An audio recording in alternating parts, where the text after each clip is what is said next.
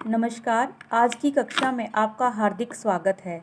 आज हम दिव्यांग बच्चों को स्वतंत्रता की ओर ले जाने के लिए एक ऐसे प्रयास के बारे में बातचीत करेंगे जिसके सहायता से बच्चे आत्मनिर्भर बन सकते हैं।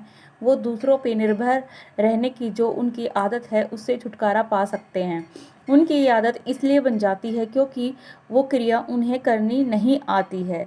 तो हमने बच्चे को आत्मनिर्भर बनाना है और उस क्रिया में निपुण बनाना है। इसके बारे में हम बातचीत करेंगे आज की कक्षा में। भोजन करना सिखाने से बच्चा अपने आप खाने की क्षमता में निपुणता हासिल कर लेता है। इससे बच्चे का सामाजिक विकास मजबूत होता है और बच्चा स्वतंत्रता की ओर आगे बढ़ता है। जो व्यक्ति बच्चे का पालन पोषण करता है उसका काम भी काफ़ी हद तक कम हो जाता है। बच्चे को स्वयं खाना सिखाने के लिए उसे एक निर्धारित स्थिति में बैठाना है। बच्चे के सिर को सामने झुकाकर पीठ सीधी करके उसे सहारा दीजिए, जैसा कि चित्र में दिखाया गया है। जो बच्चा शारीरिक विकलांग हो उसको हमने इस जो चित्र में दिखाया गया है उसके अनुसार पोजीशन में बैठाना है। बच्चे को अपनी गोदी में बैठाकर अपने शरीर का सहारा दे। जो छोटे बच्चे हैं उनको आपने इस प्रकार सहारा देना है और जो बड़े बच्चे हैं उनको दीवार के सहारे बैठा दें। अक्सर देखा गया है कि दिव्यांग बच्चे अपने खाने की ज़रूरत को समय पर बताने में असमर्थ होते हैं।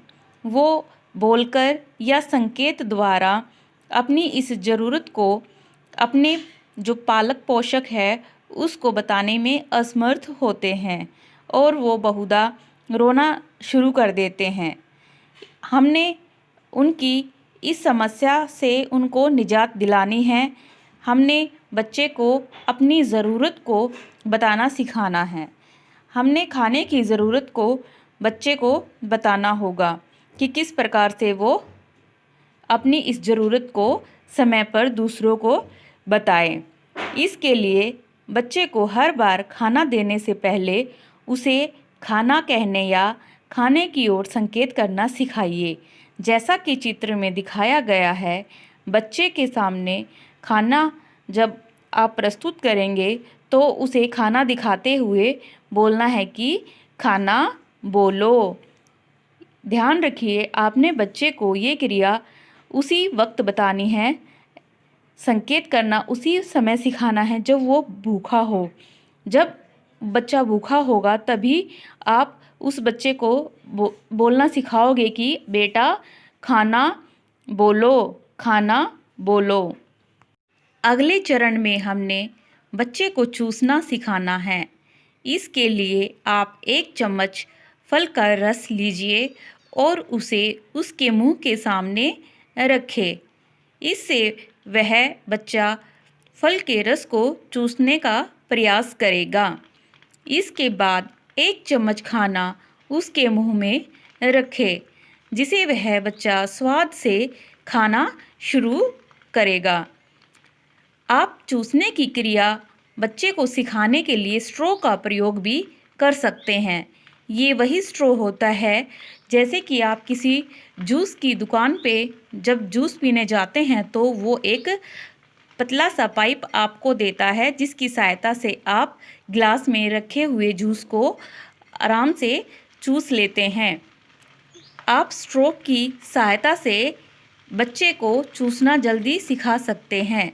स्ट्रॉ का गिलास का आप उपयोग इस क्रिया के लिए कीजिए। अगले चरण में आपने बच्चे को निगलना सिखाना है। जैसा कि चित्र में दिखाया गया है, आप बच्चे को निगलना इस चित्र के सहायता से सिखा सकते हैं। ठुड्डी से गले की ओर अपनी ओर उंगली का इशारा करते हुए आप उसे निगलना सिखा सकते हैं। अगले चरण में आपने बच्चे को काटना सिखाना है। इसके लिए आप बिस्कुट की सहायता ले सकते हैं। खाने के बीच में बच्चे को बिस्किट दें। जब बच्चा बिस्किट को टुकड़ों में तोड़कर अपने मुंह में ले जाएगा और उसे दांतों के बीच में रख कर चबाना शुरू करेगा तो बच्चा सीख जाएगा कि उसे कितना टुकड़ा दांतों के बीच में रखकर चबाना है। इस तरीके से बच्चा काटना व चबाना इस क्रिया के द्वारा सीखना शुरू कर देता है। काटना बच्चा बिस्किट की सहायता से सीख जाता है और चबाने का जो पूर्व अभ्यास है वो बच्चे को हो जाता है। अगले चरण में आपने बच्चे को चबाना सिखाना है। इसके लिए आप एक गाजर या जो भी मौसम के अनुसार आपको सब्जी मिले आप वो ले सकते हैं।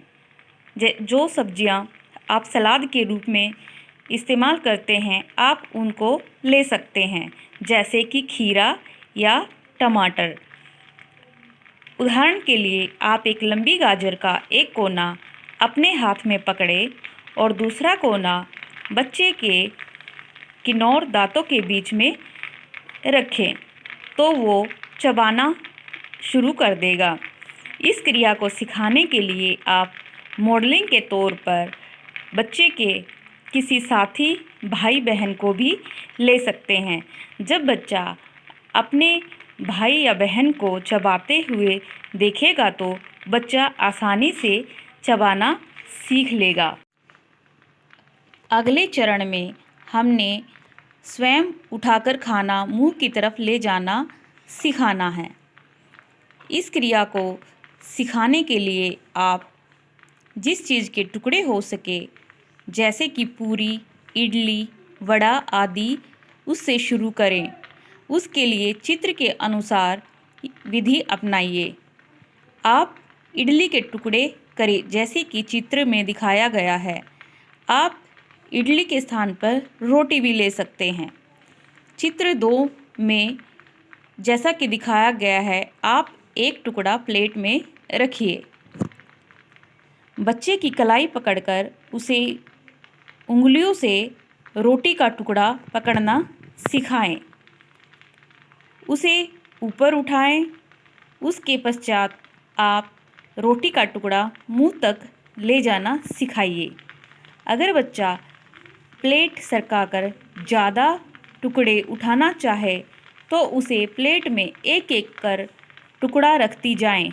धीरे धीरे आप टुकड़ों को रखने की मात्रा प्लेट में बढ़ाती जाएं। बच्चे को जब आप कलाई पकड़कर खाना उठाकर मुंह तक ले जाना सिखा दें तो उसके बाद आप बच्चे को कलाई छोड़कर कोहनी की तरफ से सहायता देते हुए खाना प्लेट से मुंह की तरफ ले जाना सिखाइए। जब बच्चा कोहनी की सहायता पाकर भोजन को उठाकर मुंह तक ले जाए उसके बाद आप कोहनी से कंधे की तरफ आगे बढ़ती जाएं, जैसे कि चित्र में दिखाया गया है। जब आप बच्चे को शारीरिक सहायता देकर उसे भोजन उठाना व मुंह तक ले जाना सिखा दें, उसके बाद आप जो मुंह ज़बानी निर्देश देते जाएं और फिर जब बच्चा आपके द्वारा बोलने पर, जैसे कि बेटा प्लेट से टुकड़ा उठाकर मुंह की तरफ ले जाओ या मुंह में आप खाने को डालो और उसे खाओ, जब इस शाब्दिक निर्देश को बच्चा सीख जाए, इसका पालन करना सीख जाए तो आप उस निर्देश को देना छोड़ दीजिए। रोज़ के खाने की शुरुआत करें। दाल भात मिलाकर छोटे छोटे कोर बनाकर बच्चे को दीजिए। मिला हुआ भोजन प्लेट के बीच में रखें तथा बच्चे को थोड़ा लेकर मुंह में रखना सिखाइए। अगले चरण में बच्चे को पीना सिखाना है। एक घूंट में जितना आए उतना ही पानी गिलास में ले। दोनों हाथ से गिलास पकड़ने में बच्चे की मदद करें तथा धीरे धीरे उसे मुंह की तरफ ले जाना सिखाए और फिर वापस टेबल पर रखना सिखाएं। पीने की मात्रा धीरे धीरे बढ़ाती जाएं। बच्चे की हर कोशिश में तारीफ करना ही प्रशिक्षण की सफलता का रहस्य है। जब भी बच्चा पानी पीने का प्रयास करे, आपने बच्चे को शाबाशी देकर उसे पुरस्कार देना है। जैसा कि चित्र में दिखाया गया है, आपने बच्चे को बोलना है, शाबाश, तुमने नीचे पानी नहीं गिराया। छोटी छोटी बातें खाने को आनंदित और सरल कर सकती हैं। जब आप बच्चे को खाना खाने की क्रिया सिखाने जाएं, तो उसके लिए उसी भोजन का चयन कीजिए जिसे बच्चा खाने के लिए पसंद करता है। आपने उसी खाने को महत्व देना है। खाना आकर्षित तथा स्वादिष्ट पेश कीजिए।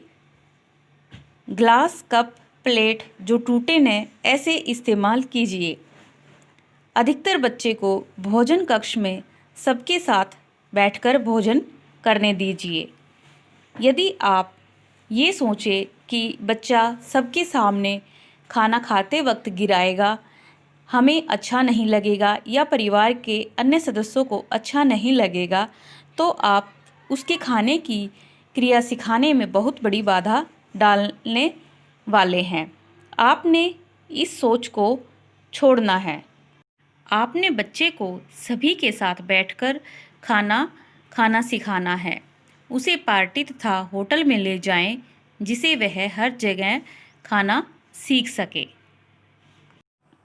आज की कक्षा में हमने बच्चे को स्वयं भोजन करना सिखाने की क्रिया के बारे में बातचीत की। हमने बच्चे को इस क्रिया में आत्मनिर्भर बनाना है। इस क्रिया को सीखने में बच्चा ज़्यादा समय अवश्य ले सकता है, लेकिन यदि अभिभावक निरंतर प्रयास करते रहें और बच्चे की हर